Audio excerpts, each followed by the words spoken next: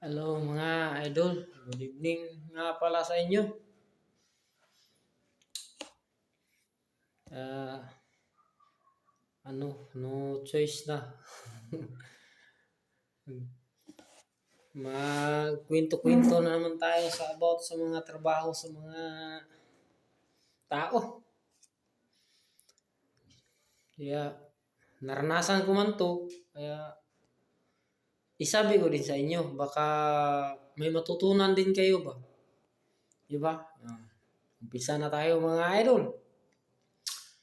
Ah, ano pala no, so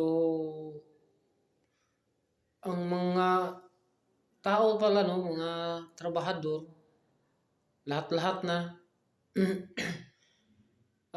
kung makita yung mga boss nila, magpapa-impress, feeling masipag ba?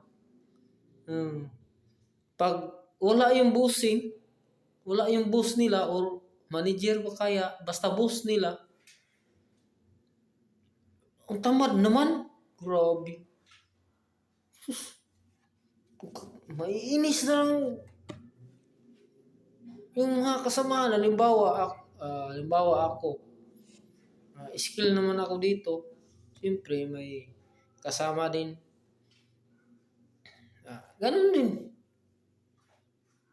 Panay reklamo. Hindi man maiwasan yung magreklamo. Mag, Huwag kang magreklamo na may makarinig na kasama.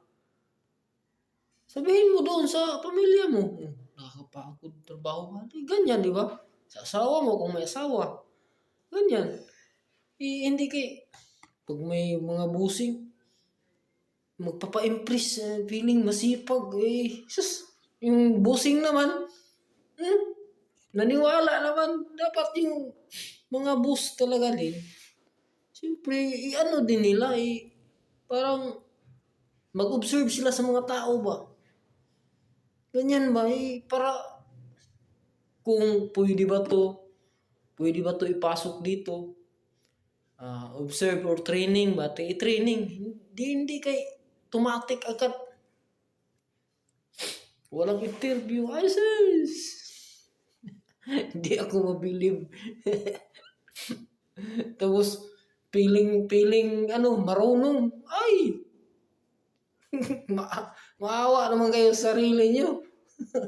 Wala pa kayong karanasan masyado sa libo. Tapos, gusto nyo pang mag-skill ka agad. Magsipag kayo kung gusto nyo. Di ba? Kung siyempre mag-umpisa ka sa baba, pataas na. Yun ang maganda. Hindi mo yung pansinin pagod, hindi mo yung pansinin kung may busing ka bang tumitingin o wala. At least masipag ka o may ginagawa ka. Para to sa sarili ko. Ganyan ba? Di ba? Yun lang mga idol, medyo mahaba na. Another video naman. Bye-bye. Have a nice day. Have a nice night or sa lahat. Bye-bye. Love you all.